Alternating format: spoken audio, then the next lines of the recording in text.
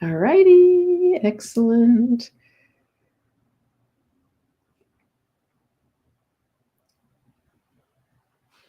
Okay. Hi, guys.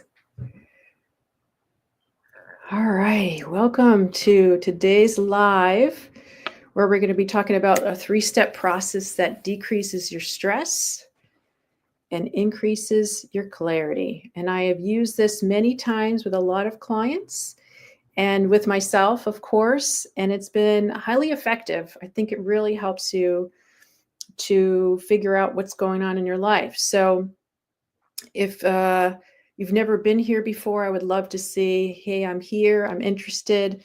Let me know if you're stressed about anything right now. I know a lot of people are stressed about a lot of things. So um, let me know what it's bothering you. Is it world events? Is it your personal life? Is it your health? I know I've had a lot of health challenges recently. Is it relationships? Is it certain situations? Is it business? Is it home? Whatever it is, just put, yeah, stressed out about X, whatever it is. So one of the reasons I wanted to talk about this 3-step process is because so often we get so caught up with what we think is going on that we cannot see what is going on very clearly. And when you know what's really going on, meaning you can focus on just the actual facts of what's going on in your life, the way that you see them, and not the fiction, not the story about it. It helps you to get clearer. It helps to actually decrease the stress in your system, and then it can help you make better decisions and move forward. So, the first thing that I would love for you to do, let's get right into it. The first thing I want you to do is just to get a piece of paper and a pen or whatever you write on. I know some people type. I like to use a pen and paper because I feel like it incorporates more of my body and it helps me to de-stress. I feel like the stress is literally coming out from my fingertips into the pen onto the paper. So if you have your paper and pen with you, I want you to write down just in a few sentences something that's going on with you, whatever's happening in your life that's bringing up emotion. I would say negative emotion. So something that's stressing you out, maybe frightening you, maybe overwhelming you, making you feel less than, making you feel angry or jealous or like you're never going to catch up or ashamed.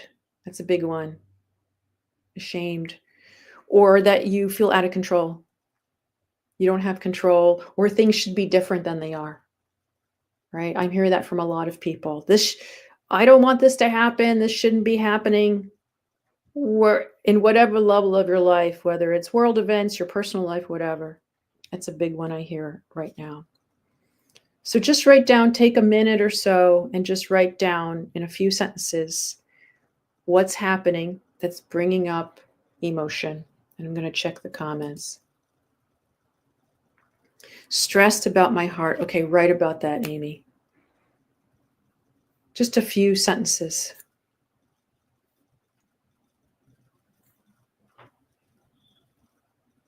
And I'll give you a moment to do that.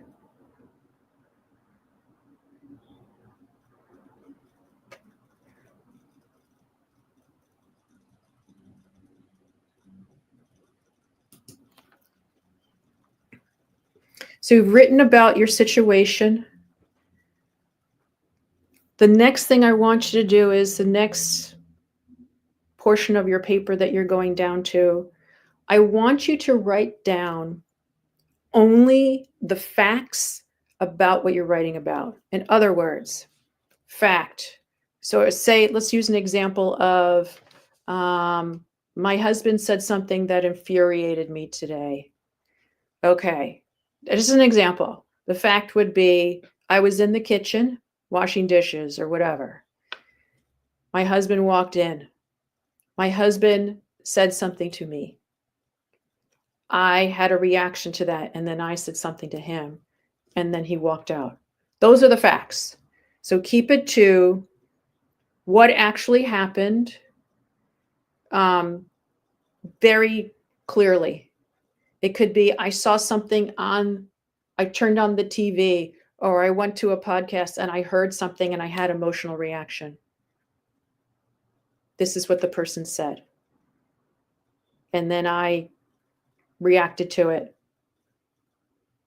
could be I was in my car, I was driving down the road, and someone went in front of me and I got scared.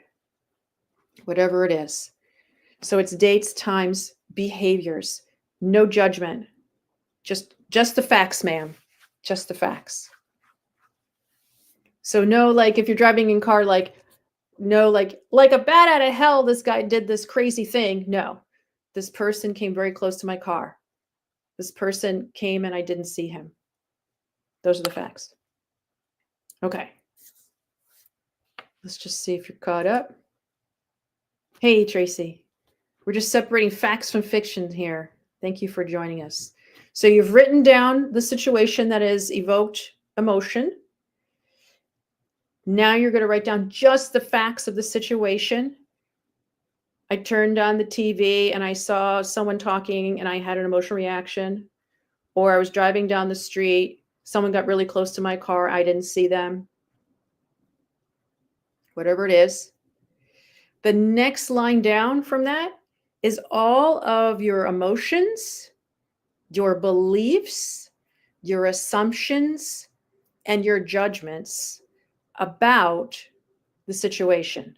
So now this is where you get into the emotional aspect. So first it was the story, then it was the facts, and now we're going to look at the next one down, which is your beliefs about it, your assumptions, your judgments, and your emotions. So this is, I thought he was irresponsible. He made me feel terrible. The person was, a jerk. I can't believe this is going on. I feel really scared. How can they do this? Whatever it is.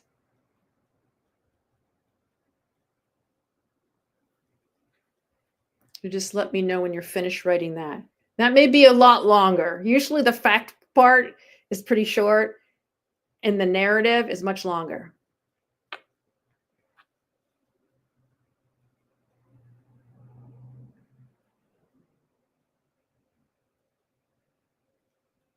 So and you can, if you want, for the sake of time today, just maybe write 4 or 5 things because you may have a lot to say.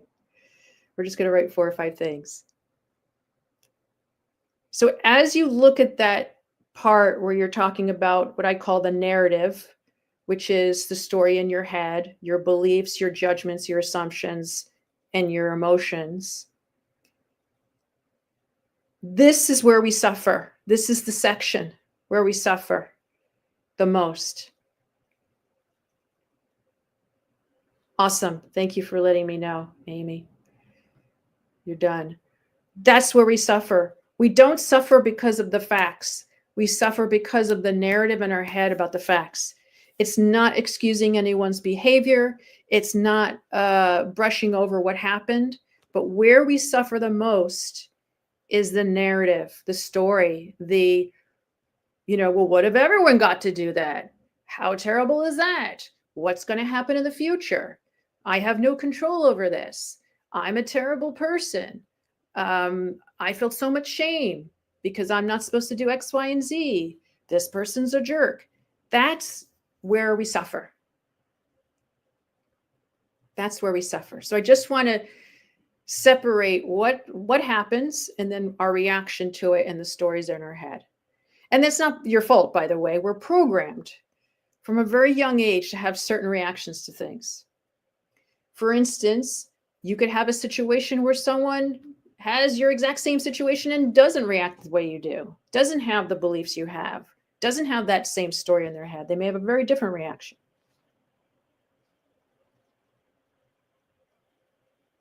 So everyone got that the narrative is where we suffer most? Okay. So now what do we do about it? This is where self-compassion comes in. So now I want you to go back to the original story And I want you to read it from the perspective of someone who's reading about you and loves you so much, just like really loves you, like unconditionally. So you're reading this story about this person that you love so much. And I want you to notice how you feel about it. And what do you want to say to this person who's going through this? Is it, I'm so sorry you're suffering with this? I want to give you a hug. I know this is hard for you. You're doing your best. Think about and write down what you'd want to say to this person who's you, who you love so much. You could, another way to do it if you're having a hard time thinking of yourself this way is imagine if your kid came to you with this story. This is really just about having compassion for where you are in this narrative and in this story. So something happens, you separate the fact, then you look at the narrative where you're suffering, and then you have compassion for the suffering self, the part that is suffering.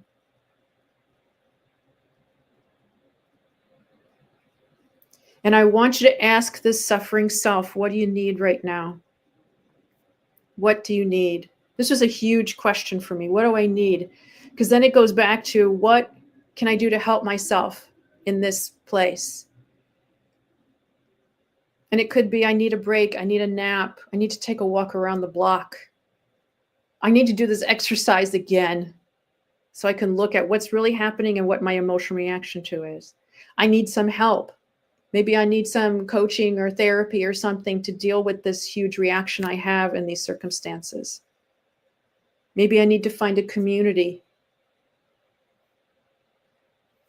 Maybe I just need to lay down on the ground on the lawn and look up at the sky for 5 minutes and just ground myself. Whatever it is. Sometimes it's for me, it's like I need a glass of water. I am totally dehydrated. I'm not at my best. So asking what you need.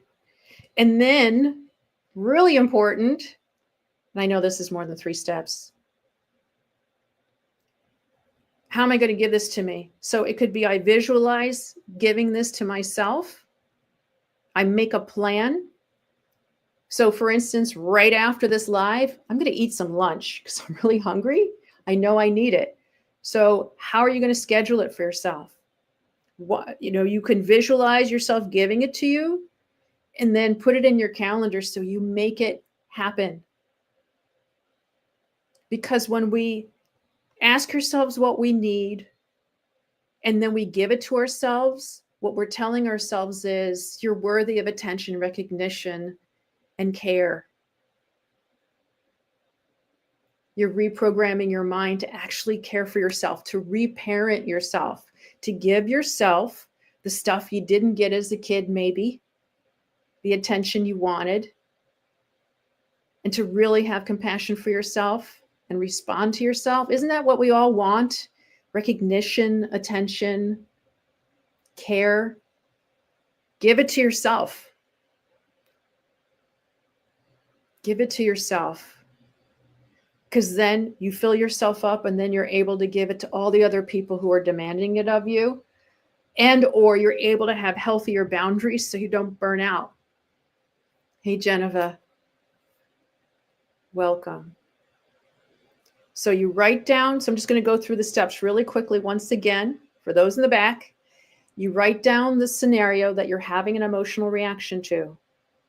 Then you write down just the facts about it. The who, what, where, when, and why. No judgment. Then you write down all of the assumptions, the beliefs, the story, the emotional reaction to it. Then you go back to the original and you have compassion for that suffering self.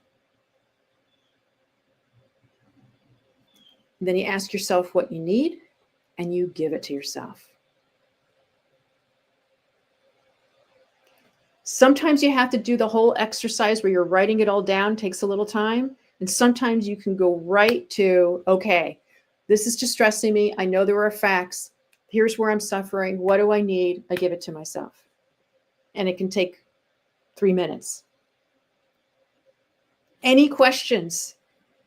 That was the whole exercise. Any questions?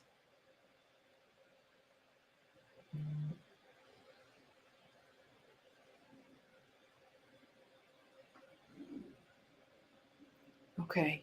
Doesn't look like there's any questions. I hope you found this helpful. I want to say that being a professional mom is super hard. It can suck sometimes, but it also can be one of the best adventures of your life. And life gets way, way better when you befriend yourself, when you believe in yourself, and when you have a supportive community, and when you can laugh at what usually drives you crazy because you're worth it. Because you're worth it. Don't forget, if you do not already belong, join my Calm Mom Alliance Facebook group. If you're not already in that, it's a great group to join. We have all these different events going on that you can do, including networking and lots of different workshops. We do a live every week where you get something new, a new tip, a nugget for you to do. And then I also want to let you know that I'm actually doing another One Funny Mother stand-up comedy class starting this Tuesday, the 18th of March.